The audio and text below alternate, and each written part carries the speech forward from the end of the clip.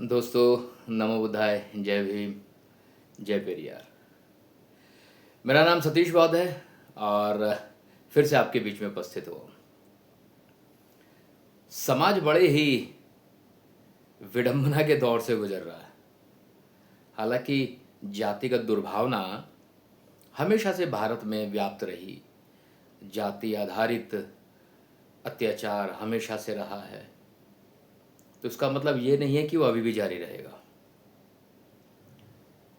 अगर मैं तुलनात्मक अध्ययन करूं तो मुझे ऐसा प्रतीत होता है कि राजनीतिक रूप से, सामाजिक रूप से समाज और समाज के लोग बहुत ज़्यादा जागरूक हुए हैं। कुछ शक्तियां भी प्राप्त हुई हैं, राजनीतिक रूप से भी ताकत मिली हमें, सामाजिक रूप से भी ताकत मिली है और कहीं ना कहीं आर्थिक रूप से भी हमें मजबूती प्राप्त हुई है। लेकिन फिर भी वो जो अत्याचार थे वो आज भी बदस्तूर जारी हैं, वो समाप्त नहीं हुए। वो जो जातिगत भेदभाव था वो आज भी जारी है। तो सवाल ये उठता है मन में कि ये जो जातिगत भेदभाव है ये आज भी जारी है, तो अत्याचार करने वालों की वजह से है या अत्याचार सहने वालों की वजह से है? यहां मुझे बाबा साहब की कोट याद आती है, अत्याचार करने वाले से अत्याचार सहने वाला ज्यादा गुनहगार होता है। तो मैं यहाँ एक छोटी सी कहानी के रूप में बात कहना चाहता हूँ।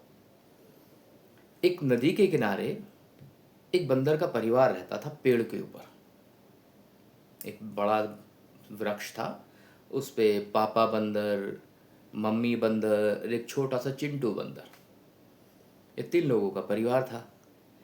एक दिन क्या हुआ, वो जो चिंटू था वो खेलते खेलते नदी के किनारे आ गया। वो खेल रहा था, अचानक क्या हुआ कि नदी में से एक मगरमच्छ निकल के आया और मगरमच्छ ने जो है चिंटू को दबोच लिया, पकड़ लिया। तो ये सारा दृश्य चिंटू की मम्मी देख रही थी। तो चिंटू की मम्मी ने चीख कर बंदर को कहा, अजी सुनते हो, देखो वो मगरमच्छ हमारे बच्चे को खा रहा है, जाओ जाके उसे बचा लो। इतना सुनते ही बंदर ने एक डाल से दूसरी डाल, दूसरी डाल से तीसरी डाल, तीसरी से चौथी, उसने डालों पर कूदना शुरू कर दिया। अभी वो डालों के ऊपर कूद ही रहा था कि तब तक मगरमच्छ उस बच्चे को खा गया। अब बंदर की घरवाली बड़ी नाराज हुई। वो कहने लगी, ये क्या किया तुमने, तुमने मेरे बच्चे को मरवा दिया। तो बंदर कहता है, मूर्ख औरत, तूने देखा नहीं मैंने प्रयास कितना किया था, मेरे प्रयास में कोई कमी रही क्या? तो प्रयास तो बहुत हो रहा है लेकिन काम नहीं हो रहा। लोग समाज की चिंता करने की बात कहकर या फिर वो आवरण पहन करके एक सोची समझी राजनीति कर रहे हैं, शक्ति पाना चाहते हैं, सभी दौड़ रहे हैं। सबको ऐसा लगता है कि सबसे पहले जाके पाला मैं छू लूं।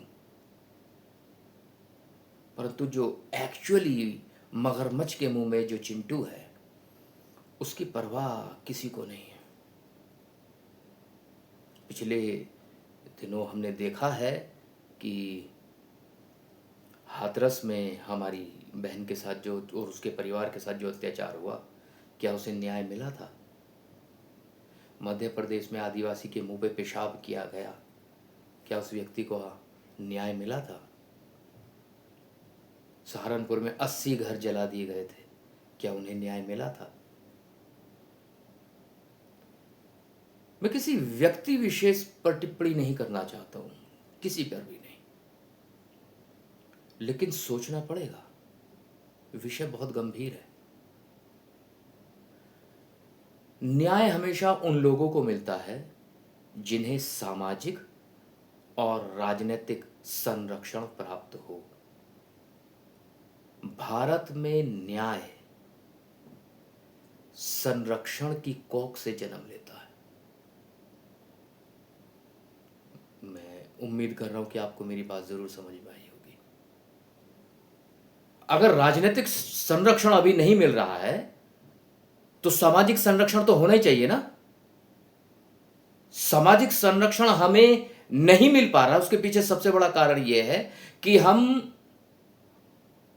इतने ज्यादा बढ़ चुके हैं। मान्यवर साहब काशीराम जी के द्वारा बहुजन समाज का निर्माण करने के बावजूद भी वो सारी जातियां जो एक छतरी के नीचे लाई गई थी, वो सारी जातियां बिखर गई हैं। और अब तो लोग अपनी जातियों पे गर्व भी करने लगे हैं। बाबा साहब डॉक्टर भीमराव अंबेडकर जी का ये सपना तो नहीं था। उन्होंने तो एनिलेशन ऑफ कास्ट लिखा। वो तो कहते कि जाति का समूल नाश हो। लेकिन लोग अब जातियों पे गर्व करने लगे, तो सामाजिक संरक्षण मिलेगा नहीं।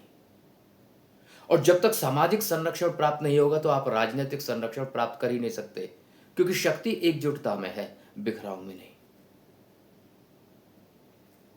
खैर, विश्लेषक हूं, चिंतित रहता हूं, चिंता कर लेता हूं। आजकल वीडियो डालने का भी मन नहीं करता, और फिर भी ना जाने क्यों आज महसूस हुआ कि ये डाला जाए। उम्मीद कर रहा हूं कि बात आप तक पहुंची होगी। इन शब्दों के साथ मैं सतीश बौद्ध अपनी वाणी को विराम देता हूं। आप सभी ने मुझे सुना, उसके लिए बहुत बहुत धन्यवाद। जय भीम, जय पेरियार।